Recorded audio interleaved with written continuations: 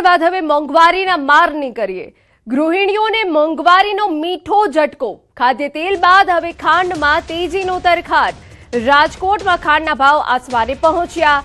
એક જ મહિનામાં કિલોએ 30 રૂપિયાનો વધારો। 45 રૂપિયા કિલોએ મળતી ખાંડના 75 થયા। રાજકોટમાં રોજ 750 ટન જેટલી ખાંડ જોઈએ છે। ઉપરથી ભાવ વધારો આવતા ખાંડના ભાવ વધ્યા હોવાનો વેપારીઓનો દાવો। વરસાદ ખેંચાયો તે પણ એક કારણ હોવાનું સામે આવ્યું। હવે ખાંડના ભાવ 70 ની આસપાસ રહેશે। મોટા ઘટાડાની શક્યતા બિલકુલ નહીવત। ખાંડના ભાવમાં જનરલી એવું છે કે ઘણા સમયથી આ 4-5 વર્ષથી આ સ્થિર ભાવ હતા, પણ એક થોડોક જનરલી પહેલાં અત્યારે 45-46ના હોલસેલ ભાવ હતા અને 48-50ના રિટેલ ભાવ હતા, પણ થોડોક વરસાદ ખેંચાવાના કારણે વૈશ્વિક બજારમાં પણ ભાવ ઊંચા હોય એટલે કોઈ બહારથી મગાવવામાં પડતર ન આવે। અને આગળ ઉપર જે તહેવાર છે આપણે સાતમ આઠમ છે, નોરતા છે, દશેરા છે, તે આખા દેશભરમાં ખાંડની ડિમાન્ડ સૌથી વધારે આ ક્યુઝલ સમરમાં હોય છે। તેના હિસાબે થોડુંક વધારે તેજી જોવા મળી છે। અત્યારે છૂટક બજારમાં હોલસેલ સ્તરે મિલના ભાવ પ્રમાણે તો અત્યારે પડતર ગણો ટેન્ડર પ્રમાણે તો 70-72ની પડતર થાય છે અને 75-76 ભાવ વેચાવી જોઈએ, પણ થોડુંક અત્યારે ખૂબ વધારે તેજી એવી છે, નફારૂપી વેચવાલી છે। એના હિસાબે અત્યારે 66-67-68 રૂપિયા હોલસેલ સ્તરના ભાવ છે અને રિટેલમાં 70-72ના ભાવ છે। રાજકોટમાં હવે ચાની ચુસ્કી મોંઘી થશે। પહેલી તારીખથી હોટલો પર વેચાતી ચાના ભાવમાં વધારો। રાજકોટ એસોસિએશનના પ્રમુખનું આ નિવેદન સામે આવ્યું। 20 રૂપિયાની આખી ચાના હવે 30 રૂપિયા થશે। 10 રૂપિયાની અડધી ચા હવે 15 રૂપિયામાં વેચાશે। ખાંડના ભાવ વધતા સીધી અસર। રાજકોટમાં 2500 જેટલી નાની મોટી ચાની હોટલ આવેલી છે।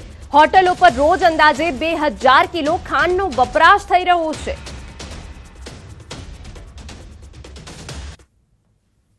હવે ચાની ચુસ્કી છે તે મોંઘી થશે। પહેલા જે કોલસા અને ત્યારબાદ હવે ખાંડના ભાવમાં ભાવ વધારો આવતા હવે જે આવતા દિવસોમાં છે તે ચાના ભાવમાં પણ વધારો આવશે। હાલ જે ટી એસોસિએશનના પ્રમુખ આપણી સાથે આપણે એમની સાથે વાત કરીશું।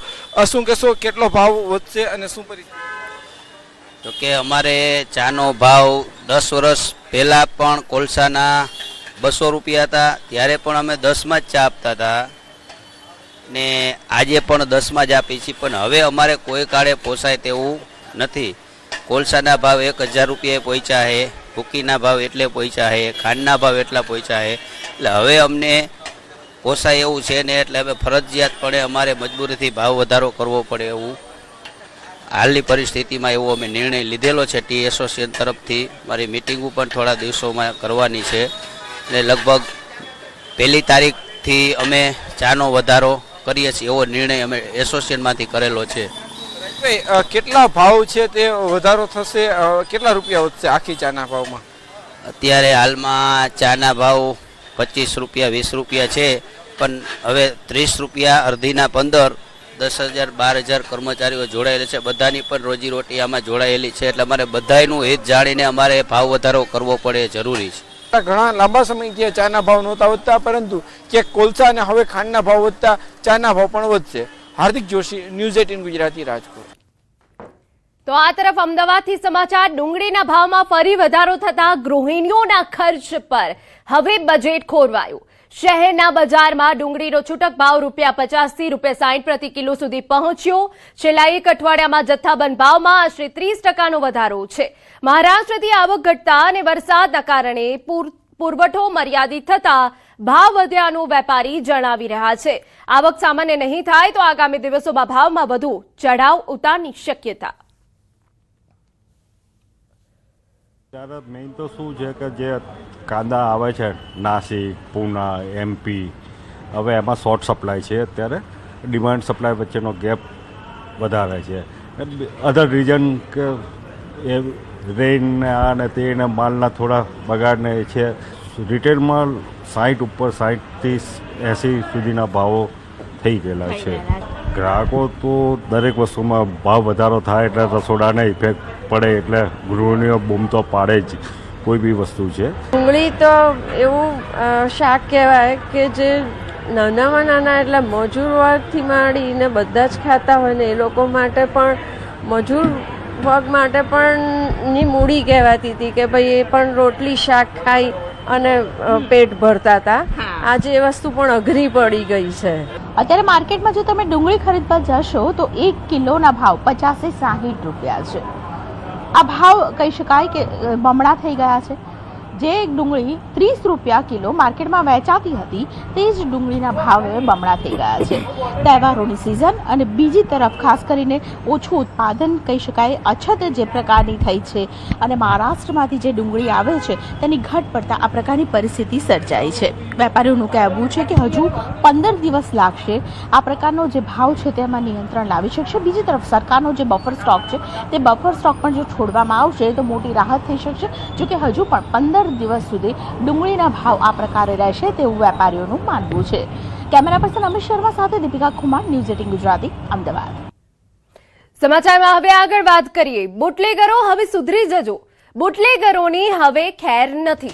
પોલીસી હવે ત્રીજી આંખ ખુલી ગઈ છે. પોલીસી બાજ નજરથી બુટલેગર નહીં બચે. દારૂના અડ્ડા પર પોલીસી આકાશી નજર. પાટણ ફરી એકવાર દારૂબંધીના ધજાગરા ઉડાવતું સાબિત થયું. મનવરપુરામાં ધમધમતી દારૂની ભઠ્ઠી ઝડપાઈ. એલસીબી પોલીસે ડ્રોનની મદદથી દારૂની ભઠ્ઠી ઝડપી પાડી, જેના આકાશી દ્રશ્યો અમે આપને બતાવી રહ્યા છે. એલસીબી પોલીસે સ્થળ પરથી 5,560 લીટર દારૂનો વોશ અને 90 લીટર દારૂ ઝડપી પાડ્યો. પોલીસે સ્થળ પરથી બુટલેગર અજીતજી ઠાકોરને ઝડપ્યો છે. પોલીસે મનવપુરામાંથી 1 લાખથી વધુની કિંમતો દારૂનો જથ્થો ઝડપી સ્થળ પર જ નાશ કર્યો હોવાની વિગત.